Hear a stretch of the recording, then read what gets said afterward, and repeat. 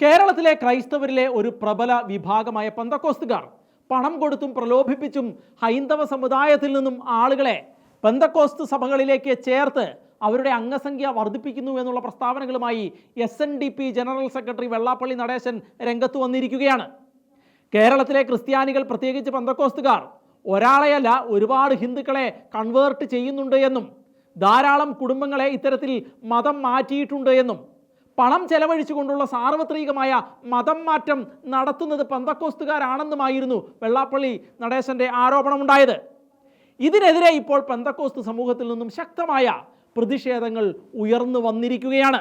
പണം കൊടുത്തും പ്രലോഭിപ്പിച്ചും അംഗസംഖ്യ വർദ്ധിപ്പിക്കുന്ന പ്രസ്ഥാനമാണ് പെന്തക്കോസ്ത് എന്ന വെള്ളാപ്പള്ളി നടേശൻ്റെ പ്രസ്താവന തികച്ചും ബാലിശവും വ്യാജവുമാണ് എന്നും ഇത്തരം പ്രസ്താവനകൾ പുച്ഛിച്ച് തള്ളുന്നു എന്നും ആയതിൽ എന്തെങ്കിലും യാഥാർത്ഥ്യമോ തെളിവോ ഉണ്ടെങ്കിൽ അത് തെളിയിക്കേണ്ടത് വെള്ളാപ്പള്ളി നടേശൻ്റെ മാത്രം ഉത്തരവാദിത്വം ആണ് എന്നും വ്യക്തമാക്കിക്കൊണ്ട് പെന്തക്കോസ്ത് കൗൺസിൽ ഓഫ് ഇന്ത്യ PCIയുടെ ജനറൽ കൗൺസിൽ ഭാരവാഹികളും വെള്ളാപ്പള്ളിക്കെതിരെ ഇപ്പോൾ രംഗത്ത് വന്നിരിക്കുകയാണ്.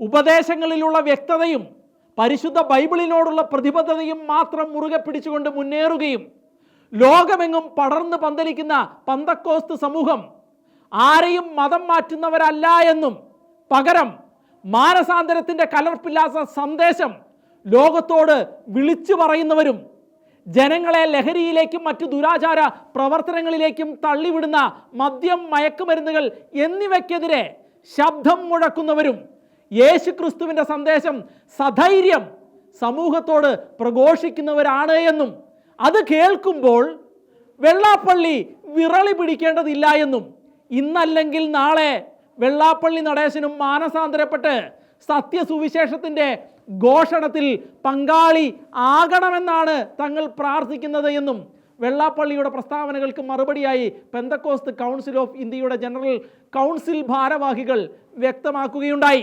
SNDP ജനറൽ സെക്രട്ടറിയായ വെള്ളാപ്പള്ളി നടേശൻ കേരളത്തിലെ ഒരു പ്രമുഖ ഹൈന്ദവ സമുദായമായ ഈഴവ സമൂഹത്തിൻ്റെ പരമോന്നത നേതാവ് എന്ന നിലയിൽ സമാദരണീയനാണ്. എന്നാൽ അദ്ദേഹം നടത്തുന്ന പ്രസ്താവനകൾ വിവാദമാകാറുണ്ട്. യേശുക്രിസ്തുവിലൂടെ തങ്ങൾക്ക് ലഭിച്ച രക്ഷയെക്കുറിച്ചും സമാധാനത്തെക്കുറിച്ചും ലോകത്തോട് സാക്ഷ്യം പറയുന്നതും അത് കേൾക്കുന്നവരിൽ വിശ്വസിക്കുന്നവർ ക്രിസ്തു ശിഷ്യന്മാരാകുന്നതും ആരെയും അസ്വസ്ഥരാക്കേണ്ട കാര്യമല്ല. ലോകമെങ്ങും പോയി സുവിശേഷം പ്രസംഗിക്കുവിൻ എന്നത് ക്രൈസ്തവ സമൂഹത്തിന് ക്രിസ്തു നൽകിയ കൽപ്പനയാണ്. ആയതിനോട് നീതി പുലർത്താൻ അവർ ഇന്ത്യയുടെ ഭരണഘടനയ്ക്കും നിയമങ്ങൾക്കും അനുസൃതമായി സുവിശേഷ വേല ചെയ്യുന്നു. എന്നാൽ ക്രൈസ്തവ സമൂഹത്തിൽ ശുശ്രൂഷ ചെയ്യുന്ന ക്രൈസ്തവരിലെ ഒരു വിഭാഗം മാത്രമായ പെന്തക്കോസ്ത് കമ്മ്യൂണിറ്റി ചെയ്യുന്നത് വെള്ളാപ്പള്ളി ആരോപിക്കുന്നത് പോലെ തുട്ടുവീശിയുള്ള മതപരിവർത്തനമാണ് എങ്കിൽ, കൊടുത്തത് 1000 രൂപയാണ് എങ്കിൽ അതിനു മുകളിൽ 2000 രൂപ കൊടുത്താൽ മതം മാറിയവർ തിരിച്ച് പഴയ തട്ടകത്തിലേക്ക് മടങ്ങി വരേണ്ടതല്ലേ? അങ്ങനെ ആരെയെങ്കിലും തിരിച്ചു കൊണ്ടുപോകാൻ പ്രിയപ്പെട്ട വെള്ളാപ്പള്ളിക്ക് കഴിയുമെങ്കിൽ അതിനെ തങ്ങളുടെ പ്രസ്താവനയിലൂടെ പെന്തക്കോസ്ത് സഭക്കാർ സ്വാഗതം ചെയ്തിരിക്കുകയാണിപ്പോൾ. ഇന്ത്യ എന്ന മതേതര ജനാധിപത്യ രാജ്യത്തിൻ്റെ ഭരണഘടന പൗരന് നൽകുന്ന മഹത്തായ സ്വാതന്ത്ര്യങ്ങളിലൊന്ന് ഇഷ്ടമുള്ള മതത്തിൽ വിശ്വസിക്കാനും ആ മതത്തിൻ്റെ ആശയങ്ങളെ പ്രചരിപ്പിക്കാനുമുള്ള അവകാശങ്ങളാണ്.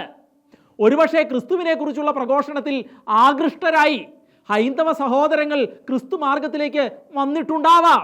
അത് അവരുടെ മനസ്സിനുണ്ടായ പരിവർത്തനത്തിൻ്റെയും രൂപാന്തരത്തിൻ്റെയും പരിണിത ഫലമായിട്ടാണ്. ക്രിസ്തു നൽകുന്ന സ്നേഹവും സമാധാനവും എന്തെന്ന് ഒരിക്കൽ രുചിച്ച് അറിഞ്ഞിട്ടുള്ളവർ ഈ ലോകത്തിലെ മുഴുവൻ സമ്പാദ്യങ്ങളും നൽകാമെന്ന് പറഞ്ഞാലും അവർ ക്രിസ്തുവിനെ തള്ളിപ്പറയില്ല എന്നതാണ് സനാതന സത്യം.